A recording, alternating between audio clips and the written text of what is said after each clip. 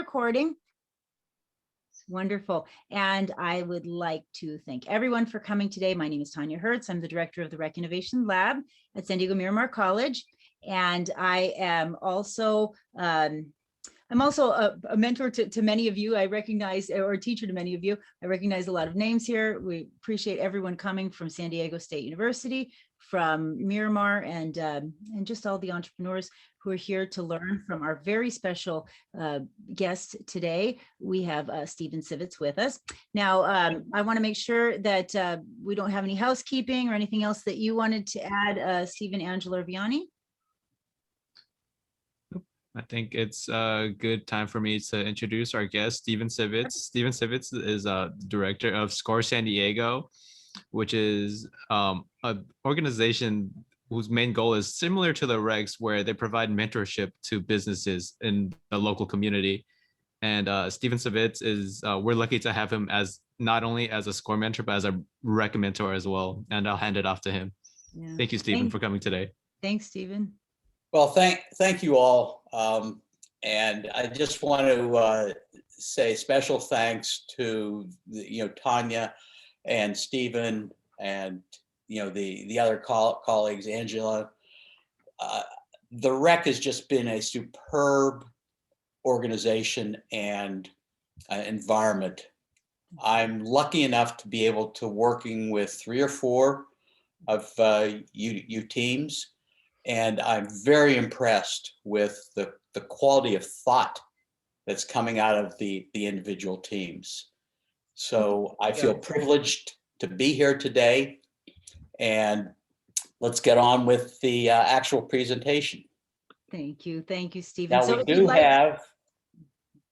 I was going to say, if you'd like to share your screen, you're welcome to do that. And we'll keep an eye on the chat if anyone has questions. Yeah. Well, one thing that we're going to start off with is Stephen's got a couple of poll questions that he wants to post.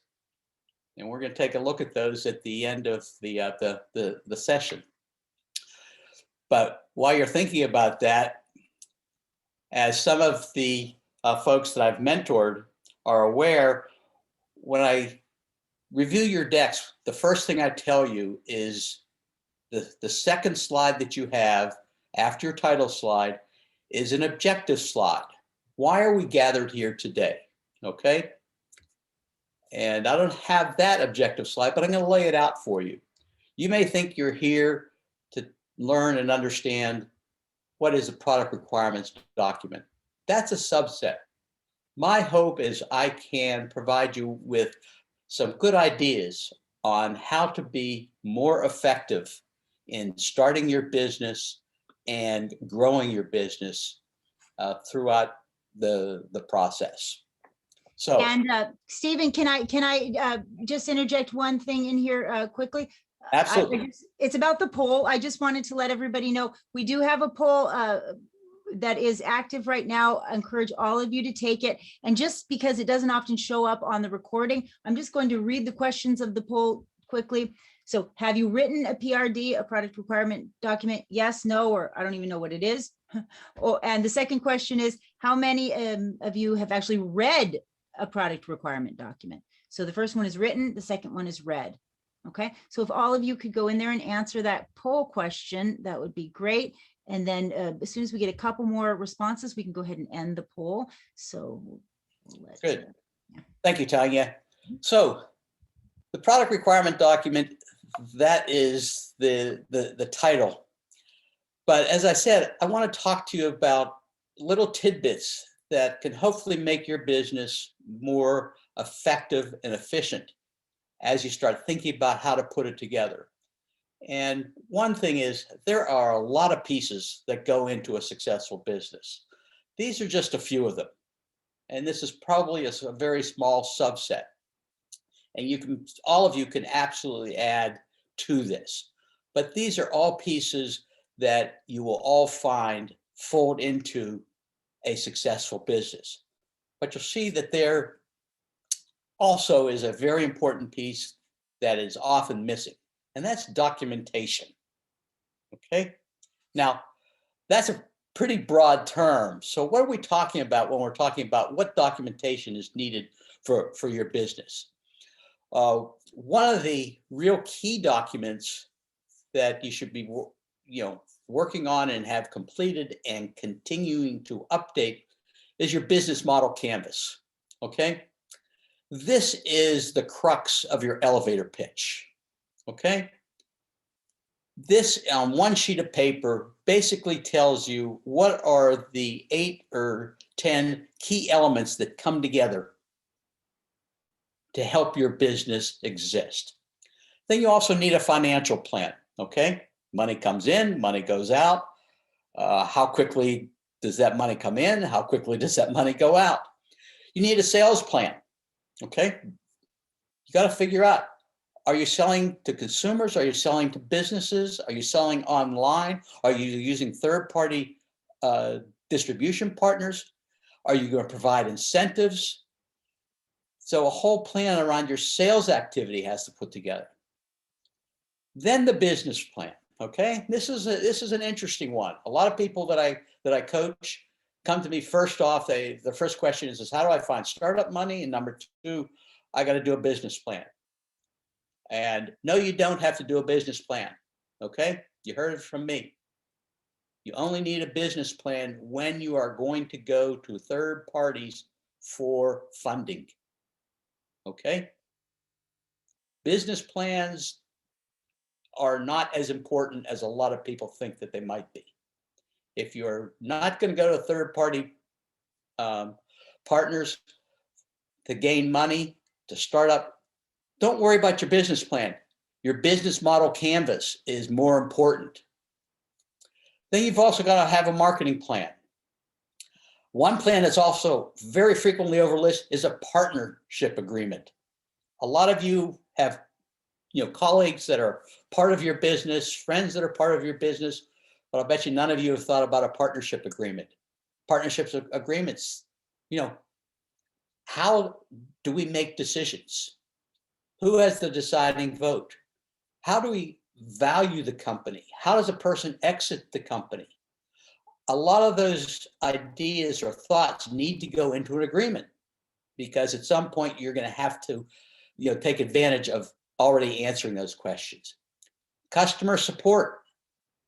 Lots of work has been done that have shown that it is 5 to 7 times more expensive to attract a new customer than it is to maintain a current customer. How do you maintain a current customer? 1, have a good, reliable value product. 2nd is good customer support. Okay. Then what's not on this chart is what's the offering? What is the product? A lot of people have it in their heads or they have it buried in some of these other documents, but they have not put together a PRD. A lot of different entrepreneurs don't think that they themselves need a PRD. So when you look at this, particular slide, ask yourself, which of these businesses need a PRD?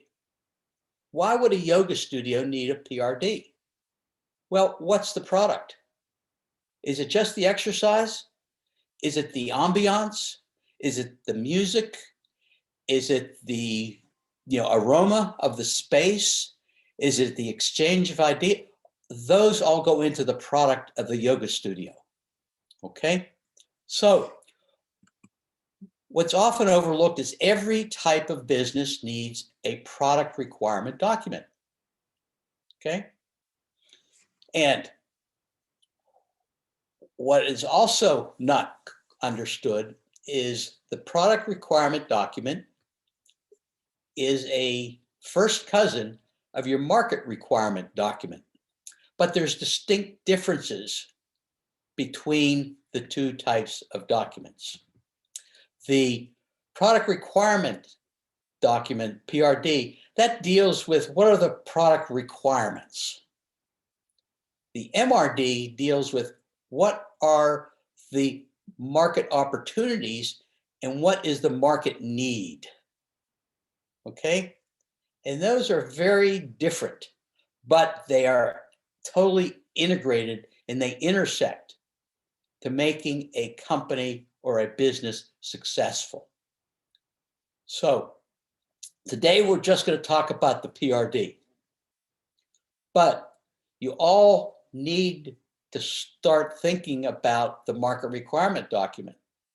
And what you might start to also do is lobby Tanya for an MRD workshop, because it is a critical element of the success of your business, and it will drive your PRD. So, why do you need a PRD? The PRD basically describes what is your offering. Is it a piece of hardware? Is it a service? Is it food? So all of those are products, okay? And you describe that in your PRD. The PRD will answer two fundamental questions, okay? One is, why build it, okay? What problem are you solving is the second question. And for those that have been working on your own business for a while, this item should resonate with you, because both of these pieces fold into your value proposition. What problem are you solving for the customer? And why will the customer pay you money or participate in your activity? So those two fundamental questions are part of your PRD, and they drive your product ideas. The PRD also is a living document. Your product needs to change and adapt to things that you learn from your customers, from the marketplace. And the market is constantly changing. Why do you think Apple and the other mobile phone manufacturers have new releases, software releases? That's a product. They have new phone releases at least once a year, if not once every 10 months. The market is constantly changing. Your PRD has to reflect those changes. And then the PRD is also the vehicle that helps your engineering group, your manufacturing group, your sales group understand what it is that will be developed and sold. You are not going to be able to tell everybody what the product plan is. The PRD is your vehicle to do that. And it's going to evolve. And it's going to be used by all the different parts of your business, who should be able to turn to that if they have a question about the product, and turn to the PRD and see, does the PRD answer that question about the product? And if not, it needs to be incorporated into the PRD. Then, what is in a PRD? Okay. And I'm going to make this very easy for all of you. Okay. There are dozens and dozens of free templates on the internet that lay out to you what you should consider that goes into a PRD. You don't have to invent that yourself, okay? A very good one is Wikipedia. Just do a search on product requirement document. What you also need to think about, though, is, do you need to answer every single section? And I'll leave that up to you to decide. But keep in mind, the product requirement document is going to drive your business. Okay? So one of the major categories and uses is that it should really address the problem that you are solving with your product. Okay? And that should be right up front. You can even tell a story around the problem that you're trying to deal with. Okay? Why are you going to come up with, a cookie store? Okay? What problem are you solving? Oh, you're only going to be open from 8 p.m. to 4 a.m. And lo and behold, you're going to cater to universities. Well, lots of students get hungry in the off hours. You're going to talk about your target market. Okay? Who are your customers? And there's a distinction between your customer and your user. I'll give you an example. I had a client who had a great idea for a new baby seat for a car, a car seat for a baby. And I asked him, who's your customer? And he said, oh, anybody from 4 months old to 4 years old. I said, wrong. That's the user. The customer is the parents or the grandparents or somebody who cares about transporting that user in their car. Big difference between user and customer. They both may have similar requirements, but they're very likely to have different requirements. Also, your PRD should talk about the functionality, okay? What will the product do? And here's another tidbit. The difference between features and benefits. People get attracted to features. They buy benefits. What do I mean? Your cell phone has a colored screen on it. That's a feature. The benefit that you pay for is that you can watch videos that are much more vibrant and interesting in full color. If you only watch black and white videos, why do you need a color LCD? So, big difference between a feature and the benefit. Timeline. Your PRD should have a timeline. How are different parts of your product going to fold together? How are the pieces going to come together? If you build a complex product, you're also going to have an operator's manual. There has to be a workflow and a timeline that show when do those intersect? When do they intersect for development? When do they intersect for alpha testing, beta testing, review, updates, etc.? Assumptions. Assumptions are anything that you are assuming is going to be needed or part of your product. It may be a unique metal. It may be that you want a 17-day battery for your laptop. Okay, that's the assumption captured in your PRD. Your roadmap. Every product must have a roadmap. And you cannot name me a single product that does not have a roadmap. It starts with the MVP, okay? Minimally viable product. But you don't need to have every single feature in your MVP or your first generation product. And as a matter of fact, you don't want those. You want reasons for people to continue to upgrade, buy your product, consider your company as a resource for them. Post-it notes. Post-it notes has a long history of, a roadmap. Originally, it was just a 3x3 tablet of self-stick pieces of paper. But then there was another one that had little arrows that you could put, sign here. Other ones, they had cutouts of different shapes. So even something as simple as a Post-it note has a product roadmap, an evolution. Why will people continue to want to buy more and more of that product? And another important piece, which is often overlooked but must be part of the PRD, is an evaluation plan. How do you know that your product is performing the way that the marketplace needs it? Okay?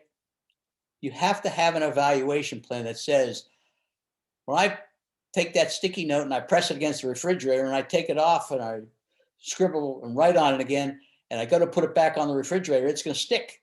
Okay? How many times does it stick? You've got to have a metric in your PRD.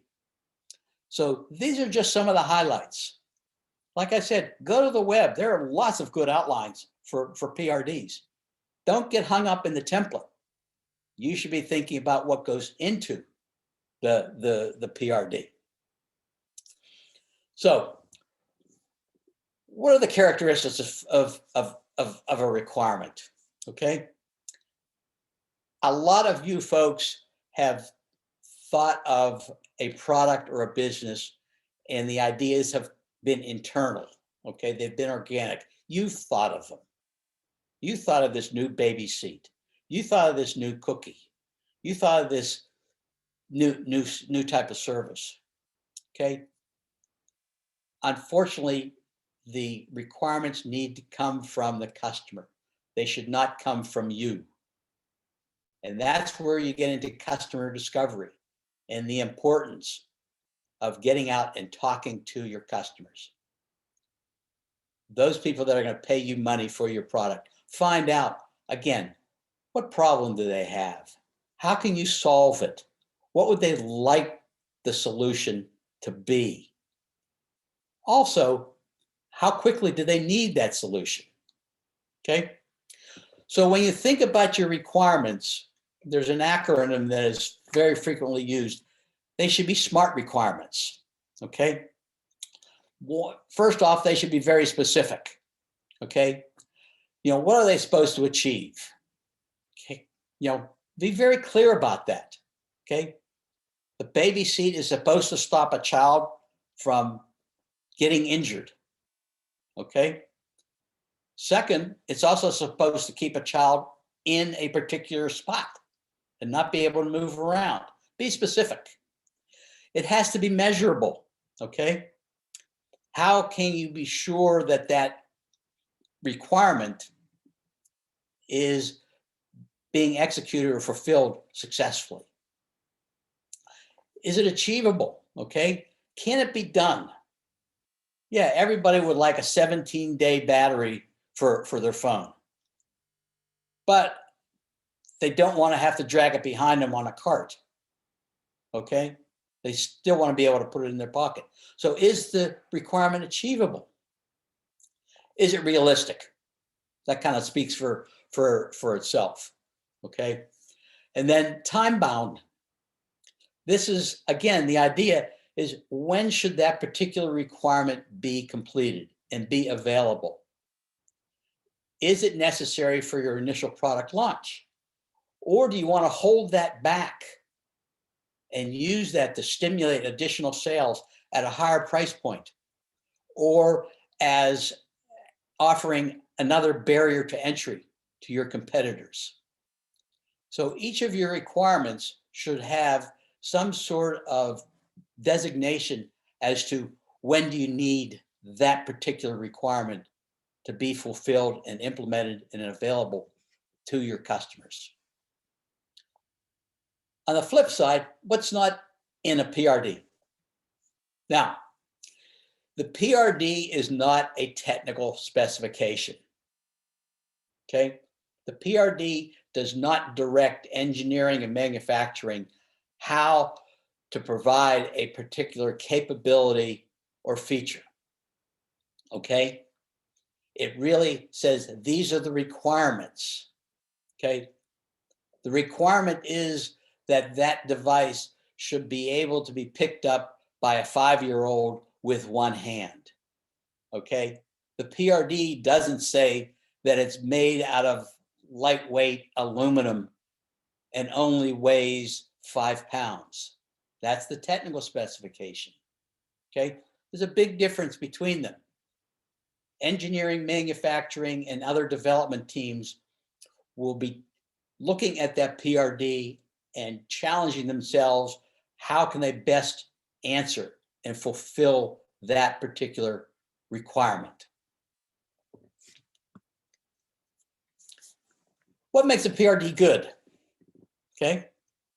And we talked about it being very clear and succinct. It really has to tell whoever reads it what is going to be built or provided. Okay. No confusion. It's best if you keep it simple. This is not a time to exercise your writing skills in writing a dissertation. Okay. In the case of a PRD, longer is not better. The longer the PRD is, the more complex, the more confusing it'll be, the more mistakes will be made. So your challenge as the author of the PRD is that it should be clear and concise and easily understood.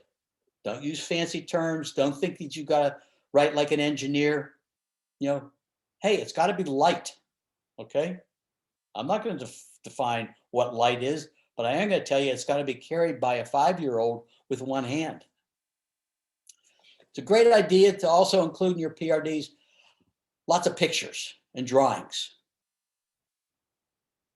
I also tell clients I counsel when they're doing a pitch deck, pictures and graphics are better than words. There have been lots of research that's been done that people retain and understand pictures and graphics a lot better than they do text. So in your PRD, use pictures, use wireframes, use diagrams to help define and help explain what a particular requirement might be. The other piece is you also use stories. This is your customer discovery. These are your interviews with your customers, understanding what problem are they having? How can you provide a solution? How will the product provide a solution? So throughout the PRD, you might use a little anecdote from an interview that explains why this is an important feature or why people want this kind of feature. The PRD, as I said earlier, is used throughout the process of developing a product, launching a product, and supporting a product. It's a living document.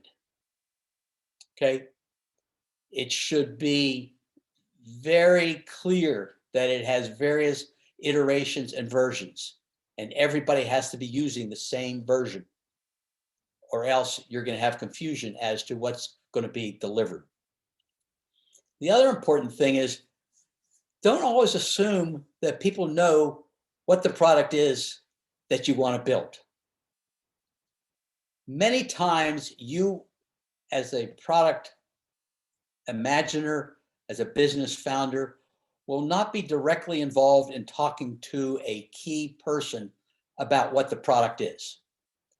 This could be somebody on the sales side. This could be somebody on the supply chain side. This could be somebody in the finance department. Everybody wants to know, what do you want to build?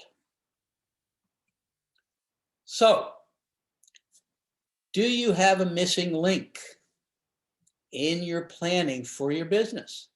That's my question to each of you. Think about it. Do you have a document that describes what the problem is your product is going to help resolve and give comfort and benefits to your customer? You all understand what the different sales plans are, financial plan. The PRD is an essential element of your business evolution. So with that kind of wraps up where we are with explaining what a PRD is. Hopefully, some pieces resonated with each of you or all of you.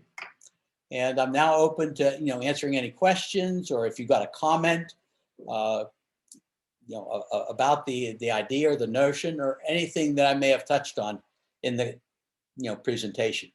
And I truly say thank you, not only to the Rec Center staff and Tanya, but to you folks who have invited me to be part of your business idea, which I really thrive on. Thank you very much. Thank you so much, Stephen. We really appreciate all the knowledge you can give us. We'll open the floor up to any questions. Does anybody have any questions they'd like to talk up? Go ahead, Philippe. Oh, thank you. Stephen, it was a great presentation. Thank you very much. I'd like to ask you, who should be responsible for creating such a document? The sales team, the market team, or everyone involved? Excellent question, Philippe. So it depends upon the maturity of the company. In the early stages, it's usually going to be the founder, okay, or a partner of the founder. But at some point, there needs to be a product champion, a person who lives and breathes that product on a daily basis, after hours, weekends, etc. In most established companies, even small companies, 20 to 50 employees, there is a product manager who is outward facing. Okay, he faces the marketplace. He understands what is the market looking for, what are the customer requirements, what is the competitive nature. Okay, so, but everybody has input into the PRD. Engineering has input in saying, hey, we can meet this requirement, but it's going to be very expensive. Or manufacturing says, we can put this thing together with glue and save a lot of money by not having 75 screws. But then customer service says, well, wait a second, then there's no way to service it. It's a throwaway if it needs to be serviced. So you see, Philippe, lots of different individuals should have input in fleshing out the PRD, but there has to be one person who says, this is my primary job, is to focus on the product requirements, understand the market requirements, understand the customers, and fold that into the PRD and keep everybody informed as to what may have been changed, what may have been added, or what may have been deleted. Does that help? 100%. Thank you very much, Stephen. Awesome. Oh, looks like someone else had a question. Juliana, go ahead. Hello. You mentioned that every type of business should or needs to create a PRD. Is there any legal requirement in creating a PRD? No. Or is it only for more of your own, just, I guess, business use? Okay. Is success more important to you than legal problems? So I'm not trying to be flippant, Juliana. No, there is no legal requirement. But if you want your business to succeed, if you want the people in your company to understand what is the product, why does it have value, how are the customers going to perceive this product, a PRD is needed. Okay. And again, let's use a yoga studio as an example. Okay. It's not the product. What is the product there? The product is that people come in, they're all stressed, they're tense, they're filled with anxiety or anger, and they want to leave in a relaxed mood. Okay. So the deliverable are exercises that help relieve the tension. It's the serene music in the background. It's the aroma of the space. It's the calm voice of the instructor. Those are all parts of the product, which should be described in a PRD. So I can lay out the rationale for a PRD for any type of business, even if it's childcare in your home, or as I said, you want to bake bread. So it's not a legal requirement, but if you go out for third-party funding, depending upon where you look for that funding, and let's just use angel investors as an example, they may ask to see your PRD as an example of how well have you understood the market, how well have you thought out the product solution, and how well does the product fit the needs and the opportunity of the market. Okay? Does that help? Yes, definitely. Thank you. Thank you for the question. Oh, I've got a Martin. question. Go ahead, Hey, Martin. good afternoon. Stephen, thank you so much for that presentation. It was really helpful. And my question to you is, at what point in the startup process do you create a product requirements document? And the reason I ask that question is because when you're in the very early stages, it's really hard to tell exactly what it is that the market is, or what's the product going to finally look like. And that making a PRD too early would just be an exercise in guesswork and would be required to be done over and over and over again as you discover more about what people really want. You know, in lean startup, they use the concept of a minimum viable product to sort of test the market. So when do you create a PRD? When you're sitting at the restaurant table with a napkin and a pen, seriously. A PRD can start anytime. And I'm not saying don't put your ideas down as requirements and the assumptions that you have for the PRD or for the product. Those are absolutely legitimate. You've got to start somewhere. But as I said, the PRD is a living document. So as you do more customer discovery, you will start with several different versions of your initial PRD. And it'll be interesting for you after a year to go back and look at that version 1 versus version 72 that you're now taking to manufacture. Okay. So version 72, my goodness. Yeah. So Martin, it's never too early to capture your initial thoughts as to how do I want to test the market? What do I want to find out about the market? What are my assumptions? Mm-hmm. Okay. But again, pride of authorship is something that can be dangerous. And I'm as guilty of it as lots of other people, that you think you've got a great idea, but the dog won't eat the dog food. So okay. don't grasp onto one feature and feel that this is it. This is the ultimate idea. Just because it's yours doesn't mean that your particular market embraces it in the same way that you might. So give yourself that flexibility to say, well, geez, some other people are going to help me make my business even better than my own idea. Okay. Thank you. Thank you, Martin, for the question. Paula, you had a question too? Yeah, I think, Stephen, I think you probably for me, but thank you again for this helpful presentation. And to tag on to what Mark is saying, is there a typical format for revising the product requirement document? So do you typically, copy and then add a new version? Do investors want to see the progress through, or is it just whatever works for your product? Yeah. So you've got a couple of good questions there.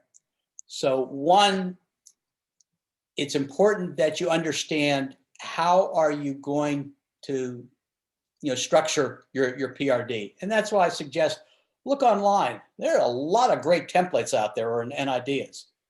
Find one that you feel fits your particular approach and will work for you. Also, be sure when you're doing different versions of your PRD, you understand what is important in calling the latest PRD a new version. Fixing typos doesn't make it a new version. Okay. Changing, the Post-it note from 3 inches square to 2 3/4 inches square, that changes the version of the PRD. When you work with outsiders and you're presenting them your PRD, they don't need to see the history. Okay. You want to show them what your thinking is at that particular point in time, but also because you're going to have a roadmap in your PRD, it's going to help them to understand what's your evolution process. How are you going to make the product better? How are you going to hold off competition? How are you going to generate additional revenue?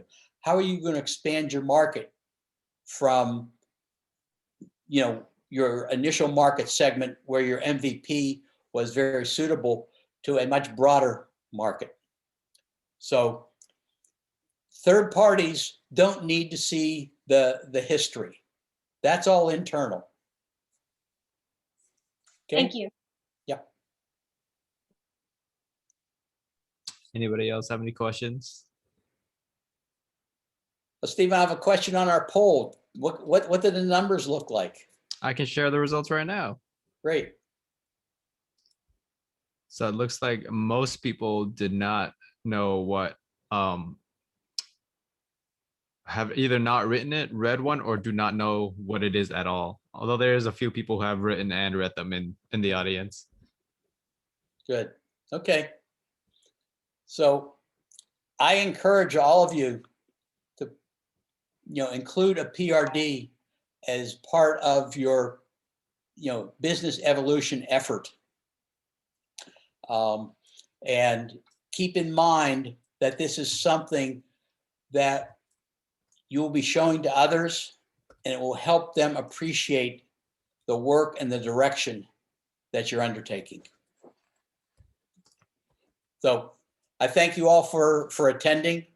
I appreciate this opportunity. And again, thank you to the Rec Lab for putting this type of environment together. Thank you so much, Stephen. I know we really appreciate all that you do for the rec, and just the partnership that we have with SCORE is amazing. I know a lot of our student founders have said personally how much working with you and working with SCORE has helped them out. Great. Absolutely. Before we end this, I'd like to say that I have shared a survey link into the chat. Please take that survey. The survey will help us and our future presenters present workshops that you would like and get better at what we do. Thank you, everybody, for coming today. Thank you, Stephen Sivitz, Thank again. you very much. Thank you all. All right. Thank you. Thank you, everybody. Thank you so much.